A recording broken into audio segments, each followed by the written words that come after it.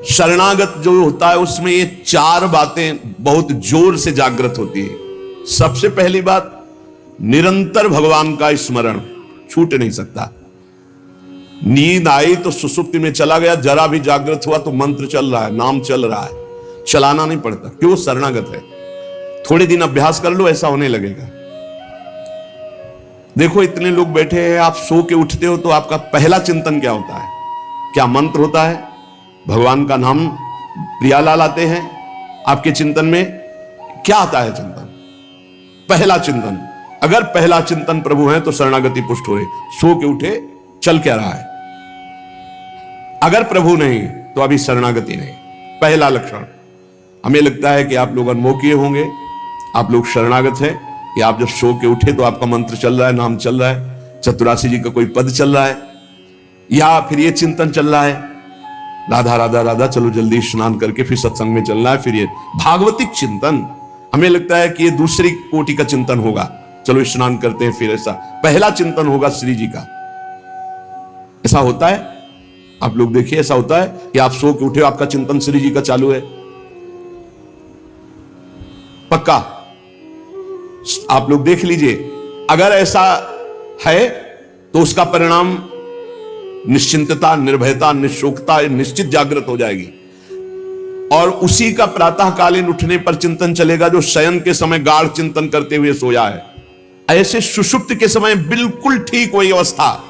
अगर आप जो चिंतन कर रहे हैं तो जगते ही वही चिंतन आएगा ये। और अगर जीवन भर भजन किए हो तो मरते समय वही चिंतन आएगा पक्का। जैसे जगते समय ऐसे मरते समय। इसीलिए भक्त निश्चिंत हो जाता है शरणागत। पहला, शरणागति का जांच करो हृदय में, भगवान का निरंतर चिंतन, प्रभु का निरंतर भजन। अगर नहीं हो रहा तो किसी अन्य का आश्रय लियो, वस्तु का, व्यक्ति का, स्थान का, भोग का। लिख लो आप दिमाग में चाहे कागज में।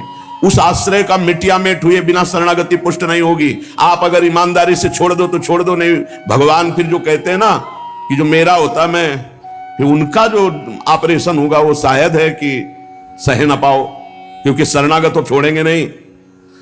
वचन से भी शरणागत हो आप छोड़ेंगे नहीं, तो उनका स्वभाव हम आपको बता रहे हैं। और हर ऑपरेशन बेहोश होके होता है। हमारे प्रभु ऑपरेशन होश का इंजेक्शन लगा करते हैं। पहले होश का इंजेक्शन, पूरी चेतना, फिर ऑपरेशन करते हैं, क्योंकि जड़ से मिटाना है। निरंतर भजन क्यों नहीं होता? इसका उत्तर है आपका कोई अन्य आश्रय है। कोई है व्यक्ति, वस्तु, स्थान, पदार्थ, पद, कुछ है जिसको तुम भजन से भी अधिक मानते हो, प्रभु से भी अधिक मानते हो, इसीलिए आपका भजन नहीं होता। जो सर्वतोभावेन शरणागत है, भजन करना नहीं पड़ता, भजन होता है। चलना प्रदक्षिणा होती, बोलना स्तोत्र होता है, सोना समाधि होती है, भोजन पाना यज्ञ होती है, हर चेष्टा उनकी भजन होती है। दूसरा, अपने प्रभु से कुछ ना चाहें, यहां तक कि मोक्ष भी ना चाहें। क्यों चाहें? क्या आप जानते नहीं हो कि क्या करना है? सर्वज्ञ हो, जब जो चाहे करो, हम राजी हैं। पहला, निरंतर भगवान का भजन। दूसरा, अपने प्रभु से कोई भी मांग ना रखना, शर्त ना रखना। जो शर्त होता है वो प्रेम नहीं होता। प्रेम में कोई शर्त नहीं होती, सौदेबाजी नहीं होती। प्रेम में सौदेबाजी नहीं होती, सौदेबाजी प्रेम नहीं होता, पक्की बात सुनो। तीसरा, प्रभु के हर विधान में आनंदित होना। प्रभु के हर विधान में आनंदित कौन होता है? शरणागत। नहीं तो विधान की जांच होती है, अनुकूल है कि प्रतिकूल। प्रतिकूल है तो नो नो नो। ये जो कच्चाई होती है शरणागति में, वो भरभरा जाता है, शोकित हो जाता है, इधर उधर डगमगा के आश्रय लेने लगता है। हर विधान उनका मंगलमय। चौथा, भगवान के किसी भी विधान में विरोध भाव ना करना। भगवान के प्रत्येक विधान में आनंदित रहना, भगवान के किसी भी विधान में विरोध न करना। जो किया अच्छा हो रहा है, नहीं बहुत हाहाकार मचने वाला ऐसा नहीं, जो प्रभु का विधान है वो मंगलमय है, सब मंगलमय। चार बातें शरणागति में आती। निरंतर भजन, किसी भी तरह की भगवान से कोई शर्त चाह नहीं, उनके हर विधान में आनंदित रहना, भगवान के विधान को प्रतिकूल मान करके विरोध भाव नाना, विपरीत भावना नाना। अब निश्चिंत हो जाओ, तुम्हारी जिम्मेवारी श्री भगवान ने ले ली, शरणागत हो। अब तुम्हें किसी भी तरह का दुख आवे तो उबना नहीं है। वो सुख है, दुख रूप लेके आ रहा है। जैसे माया दुख भेजती सुख रूप में, पार्सल में ऊपर लिखा होता है सुख, और जब खोलो अंदर तो होता है दुख। जिसे तुम सुख समझते हो ये सुख नहीं, सुख की छाया है, समझ पड़ती नहीं है, गिरधर की माया है। भारी दुख है। दुखालयम शाश्वतम में जो भी पोस्ट आता है आपके पास वो दुखद ही है। माया भेजती है सामने वस्तु व्यक्ति स्थान, उसके परिणाम में अशांति, दुख और आपके भजन की हानि पक्का। ये देख लीजिए, जन्म भर भगवान के साथ अर्जुन जी रहे हर समय, लेकिन गीता का उपदेश प्रारंभ हुआ शिष्यस्ते हम साधिमाम त्वाम प्रपन्नम। प्रपन्न से ही ज्ञान की उत्पत्ति होती है। जो भगवान की शरणागति, उसी से शुद्ध ज्ञान होता है। तब तक भगवान अंदर बैठे हैं, ज्ञान प्रकाशित नहीं करेंगे। जैसे अर्जुन जी के साथ रहते हुए गीता का उपदेश कब दिया? जब अर्जुन जी ने कहा शिष्यस्ते हम साधिमाम त्वाम प्रपन्नम, मैं आपका शिष्य हूं, आपका शरणागत हूं, आप मुझे ज्ञान। भगवान गीता जी, ज्ञान का फल क्या हुआ? बोले नष्टो मोहा स्मृतिर्लब्धा तत्प्रसादान्मयाच्युता। मोह का नाश हो गया, स्मृति जागृत हो गई आपके कृपा प्रसाद से, हे गोविंद, हे अच्युत। तो इसी प्रकार हमारे अंदर भी सब ज्ञान जागृत हो जाएगा, पहले हम भगवान की शरणागत हो। त्वाम प्रपन्नम, भगवान का सर्व समर्पण भाव ही सब दिव्यताएं जागृत करता है। भगवान के प्रति जितना समर्पित होते जाओगे उतने दिव्य ज्ञान होता चला जाएगा, और जो चीजें आपकी दुर्गति कराने वाली हैं वो सब भस्म होती चली जाएंगी। जब कुछ नष्ट होने लगे तो क्षोभ मत करना, वो नष्ट जरूरी था होना। ये बात दिमाग में बैठा लो। कुछ पकड़े मत रहना, क्योंकि भगवान को जो लगेगा वो हटा देंगे, वो नष्ट कर देंगे। जो वस्तु भगवान नष्ट करे तो जान लो परम मंगल विधान, ये वस्तु हमें भगवत प्राप्ति में बाधा पहुंचा देती, इसलिए भगवान ने उसे नष्ट कर दिया। भगवान को समर्पित वस्तु के नष्ट होने में तुम्हें क्यों जलन हुई? क्योंकि तुमने तो भगवान को अपना सर्वस्व मानकर समर्पित कर दिया। अब तुम्हारे पास अपना कहलाने के लिए सिर्फ भगवान है, और भगवान की सब वस्तु जब जो चाहे हटा ले, जब जो चाहे रख ले। जरा इस पर विचार करो। आप राजी हो शरणागत?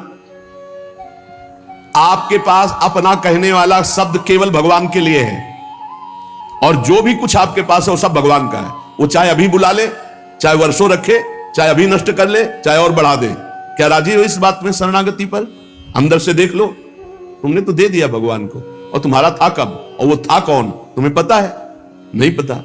इसी अज्ञान का नाश करने के लिए पहले ये बात स्वीकार करो, अपना कहने के लिए हमारे पास अब एक बात रह गई है, प्रभु। हमारे पास जो कुछ है, शरीर, मन, प्राण, आत्मा, परिवार, धन, संपत्ति, सब प्रभु को दे दिया।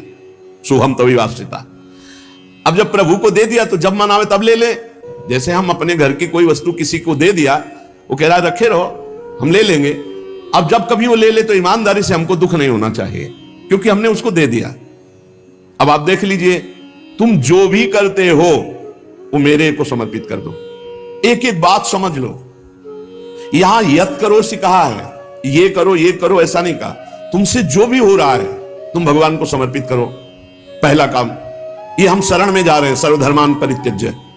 हम भगवान की शरण की तरफ यात्रा कर रहे हैं। यत करोषि, ये तो सर्वाणि कर्माणि मयि सन्न्यस्य मत्पराः, मेरे परायण होकर सारे कर्म मेरे को समर्पित कर। क्या जाता है?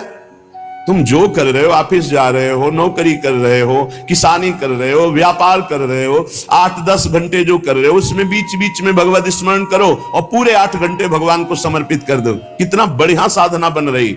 और जब भगवान को समर्पित करने की बात रहेगी तो स्मृति रहेगी भगवान की। यत करोषि, तुम सारे के सारे कार्य मेरे को समर्पित कर दो। यत माने जो कर रहे हो। तो क्या उसमें पापाचरण भी होता है क्या? तो क्या भगवान के लक्ष्य रखने वाले उपासक में पाप वासना वाली बातें रहती है क्या? इसका मतलब सत्संग सुना नहीं, इसका मतलब सतमार्ग में भी तुम्हारा प्रवेश नहीं हुआ। नहीं तो ये प्रश्न ही नहीं उठता कि भगवत मार्ग में चलने वाले का कदम कुमार्ग में चला जाएगा। भूल न दे ही कुमार्ग पाऊं। छोटी मोटी अगर कभी कोई त्रुटि गलती हुई तो पश्चाताप की अग्नि में भस्म हो जाता है। वो भगवान को समर्पित गंदे आचरण नहीं करता, वो प्रार्थना करता है, प्रभु ये त्रुटि हो गई हमसे, हे नाथ इसको संभाल दो, मेरे बस की बात नहीं। वो भी इस तरह से प्रार्थना पूर्वक समर्पित है। यत करोषि और यदर्शनासि, जो भी तुम्हारी जिह्वा में, रसेंद्री में जाए, पानी जाए, भोजन जाए, बिना भगवान को अर्पित किए नहीं जाना चाहिए। अभी शरणागति पुष्ट हो जाएगी। जो भी कार्य करो भगवत समर्पित करो। एक स्थिति आती है जहां भगवत समर्पित करना नहीं पड़ता, स्वयं होता रहता है। वो होता है तन, मन, वाणी और अहम, इनका समर्पण जिनका हो चुका है पूर्ण रूप से। अब उनका यह नहीं होता कृष्णार्पणमस्तु, ये तो प्रारंभिक, पर ये जब तक स्थिति नहीं है तब तक प्रारंभिक दशा में ही हो। हर समय भगवदाकार स्थिति, कौन किसको समर्पण करे, ये स्थिति जब तक नहीं तब तक सिद्ध बनने की कोशिश न करे। आचरण जैसा आज्ञा हो रही शास्त्र की वैसे चले तो स्थिति आ जाएगी। यदश्नाशी, बिना भगवान को अर्पित किए कुछ नहीं खाना। भगवान आदेश करें जो पा रहे हो वो मेरे को अर्पित करो पहले। यदि शुद्ध शरणागति प्राप्त करना है तो जो कर्म कर रहे हो पहले, ये तो सर्वाणि कर्माणि भगवान कह रहे हैं, यत् करोषि, जो कर रहे हो मेरे को अर्पित करो। जो खा रहे हो वो मेरे को अर्पित करो। कुछ भी ऐसा खाओ मती जो भगवान को अर्पित नहीं कर सकते, ऐसा करो मती जो भगवान को अर्पित नहीं कर सकते। यज्जुहोषि, अब जो भी तुम भागवतिक आचरण करते हो, हवन यज्ञ आदि, तो बोले हम तो हवन नहीं करते, हम तो यज्ञ नहीं करते। यज्ञानाम जप यज्ञोस्मि, यज्ञों में सबसे बड़ी यज्ञ है जप यज्ञ। तो आप जो ये जप यज्ञ कर रहे हैं ये भगवान को अर्पित करो। भगवान कह रहे हैं ददाशी, जो तुम दान देते हो, दूसरों की सेवा करते हो, उसके भोक्ता मत बनो, कर्ता मत बनो। कर्ता कैसे नहीं बनोगे? हमारी वस्तु है, हम दान देते हैं, नहीं नहीं, प्रभु की वस्तु है। त्वदीयम वस्तु गोविंदम तुभ्यमेव समर्पये, आपकी दी हुई वस्तु आप इस रूप में आए, आपको दे दिया। ये भगवत शरणागति पुष्ट होने का उपाय भगवान कह रहे हैं। यह तपस्या से, जो तुम साधना कर रहे हो, जो तुम तपस्या कर रहे हो, वो सब मेरे को अर्पित कर दो। अर्थात तुम्हारी पूरे जीवन की, पूरे दिन की जितनी चेष्टाएं हैं सब भगवत अर्पित होनी चाहिए। इससे तुम्हारी शरणागति पुष्ट हो जाएगी। यद करोसी यदस्नासी यद जुहोसी ददासी यद तपस्यसि कौन्तेय तत्कुरुषु मदर्पणम, मेरे को अर्पित कर दो। अब ध्यान रखना, अब अपनी कमी की चिंता नहीं करनी, क्योंकि हमने भगवान को सब कुछ अर्पित कर, और कमी रहेगी नहीं। कमी रहती है अहंकार के कारण, भगवत विमुक्ता के कारण। फिर भी आपको संतुष्ट करने के लिए कह रहे हैं कि जैसे हम अपना मकान किसी को दे देते हैं तो मकान में जाले लगे हैं या टूटा है या कुछ भी बिगड़ा है, अब ये सारी जिम्मेवारी जिसने मकान खरीद लिया, ले लिया, उसकी होती है। वो मरम्मत करवाएगा, वो सफाई करवाएगा। ऐसे ही हम अपने तन को, अपने मन को, अपने प्राणों को, अपने जीवन को जीवननाथ प्रिया प्रीतम के चरणों में समर्पित कर दिया। अब हमको बेपरवाह रहना है इस विषय से। अब हमारा क्या होगा हमको ये चिंता नहीं करनी। अगर चिंता है तो शरणागति नहीं हुई। अगर ये चिंता है कि मेरा क्या होगा तो शरणागति नहीं हुई। सोचो, संसार में कोई तुम्हें प्यार नहीं करता, मान लो बात। जो प्रिया जो प्यार करके अपने महल में रखे, सुविधाओं के द्वारा तुम्हारा भरण पोषण कर रहे, तुम उनके प्रति रोना नहीं आता? उनके प्रति तुम्हें ये गुस्सा आता है कि ये प्रतिकूलता क्यों दे दी, हमारी ये अनुकूलता की बात थी, अनुकूलता क्यों नहीं दी? अरे जिनसे तुम अनुकूलता की आशा करते थे वो तो तुम्हें देखना नहीं चाहते, अंतर की बात तुम्हें बता रहे। और जिनको तुम कभी माने नहीं, जिनके लिए कभी कुछ किया नहीं, वो तुम्हें अहेतुकी प्यार से लबालब डुबो रहे, फिर भी तुम्हारे अंदर गुस्सा आता है प्रभु के प्रति। तुम हो कौन? अरे तुम भगवद अंश हो, भगवान के द्वारा शरीर दिया गया, भगवान के द्वारा सारी व्यवस्था दी गई, तुम्हारा अस्तित्व ही श्री भगवान है। समर्पित हो जाओ तो फिर चिंता भी खत्म हो जाएगी, सब कुछ उनकी कृपा से हो जाएगा। तुम चिंता मत करो, चिंतन करो। भगवान हमें मोक्ष दे दे, भगवान हमें स्वर्ग दे दे, भगवान हमें अनुकूलता दे दे, भगवान हमें अमुक वस्तु दे दे, ऐसा सोचने वाला समर्पण नहीं हुआ, अभी शरणागत नहीं हुआ। सर्व समर्पण में ये सोच ही नहीं रह जाती। जब तक अहंकार है तब तक समर्पण का नाटक है, समर्पण नहीं। अहंकार है वहां सर्व समर्पण नहीं है। इसीलिए ये सब प्रश्न और सब चिंताएं, शोक, इनकी गुंजाइश नहीं। शरणागत के पास कोई भी किसी भी तरह की चिंता और संशय वृत्ति नहीं रहती। सर्व समर्पण हो जाने पर अब जिम्मेवारी भगवान की है, हमारी नहीं। हमारा केवल कर्तव्य भगवान का आदेश पालन करना। वो आदेश करें अनन्यस चिंतयन्तो माम, केवल मेरा अनन्य चिंतन करो, माम अनन्यस चिंतन। जिस प्रकार पतिव्रता पत्नी पर पति का पूर्ण अधिकार होता है, उसी प्रकार पत्नी का पति के संपूर्ण वैभव पर भी अधिकार और गोत्र पर भी अधिकार। वही नाम, वही गोत्र, वही संपत्ति। जिसके जीवन में भगवान के प्रति समर्पण आ गया तो उसकी ठसक हो जाती। तुम किस गोत्र के हो? बोले अच्युत गोत्र, श्री हरिवंश सुगोत कुल।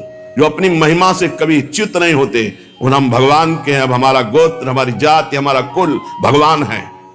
और यही सिद्धांत परम सत्य है।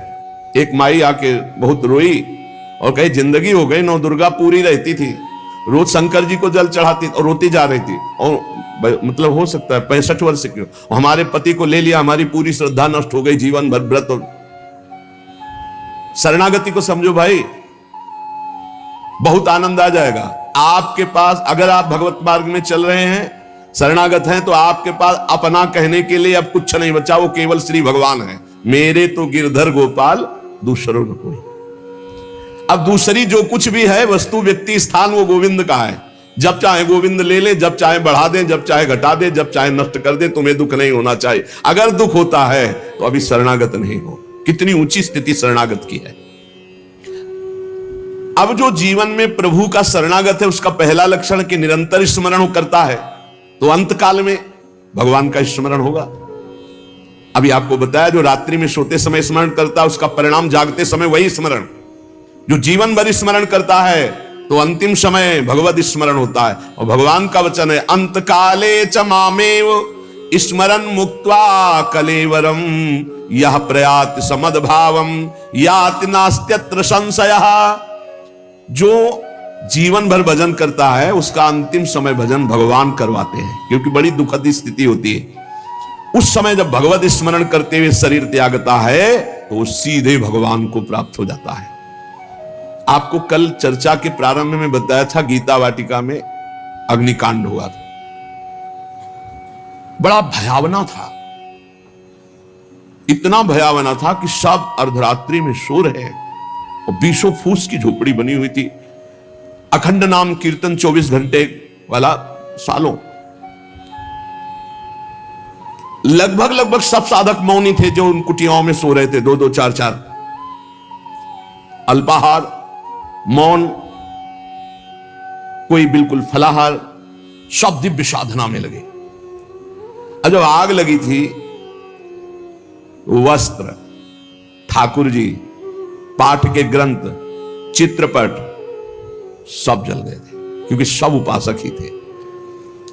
जब भाई जी हाहाकार सुनाई दिया तो भी निकले। तो उनका जो भोग के लिए घी है वो लाओ, बूरा है वो लाओ, और जो जाज्वल्यमान अग्नि डलवा, भगवान पधारे। चित्रपट, सिंहासन में विराजमान विग्रह है, क्योंकि छोटे छोटे विग्रह साधकों के पास, ग्रंथ पाठ के सब आ। फिर भाई जी ने मेरे भगवान इस रूप में आए। फिर साधकों को समझाया कि आपके अंदर बैठे हुए भगवान को अग्नि नहीं जला सकते, बाहर की लीला में खंडन मंडन होगा। आपने जो अंदर नाम चला रखा है, इस उपासना को कोई छू नहीं सकता। बाहर की उपासना में विघ्न पड़ेगा। बाहर की लीला एक अलग है, इसीलिए उपासक अंतर्मुखता पर प्रधानता रहे। अंतर्मुखता पर प्रधानता नहीं रहेगी, बोले हमारे भगवान गिर गए, कोई बहुत अनिष्ट होने वाला है, आग लग गई, कोई बहुत अनिष्ट। अरे अनिष्ट कैसे हो सकता है? मंगल भवन की शरण में अनिष्ट हो सकता है? बोले कोई विनाश लीला होगी, क्यों नहीं होगी? सृष्टि रचना लीला होती, पालन लीला होती, तो विनाश लीला होना कौन सा भयावा है भाई? 3 लीलाएं हैं, तो भयावा क्या इसमें? विनाश होगा तो क्या विनाश होगा? अविनाशी का विनाश नहीं हो सकता। विनाशी को बचना नहीं है तो आज है, नहीं तो कल। विनाश तो होना ही है, क्या परेशानी है? जब सब में भगवान को देखने की भावना ऐसी जागृत हो जाए कि भयावह स्थिति में भी आपको भगवान दिखाई दे, तो जानो बहुत जन्मों की साधना सिद्ध हो गई। भाई जी ने बूरा और घी डलवाया, इसमें लिखा है बूरा और घी डलवाया। भगवान आए, भगवान आए। बहुनाम जन्मनाम अंते ज्ञानवान माम प्रपद्यते वासुदेवा सर्वमिति सा महात्मा सुदुर्लभा। भगवान कहते हैं बहुत जन्मों की साधना जिनकी हो गई है और जिनका अंतिम जन्म है, उनको इस तत्व का बोध होता है कि सब में भगवान वासुदेव है। ये बोध होता है। ऐसा महात्मा बड़ा दुर्लभ है जो सब में भगवान को देखता है। मत्ता पर तरम नान्यत किंचिदस्ति धनंजय मई सर्वमिदं प्रोतम सूत्रे मणिगणायु।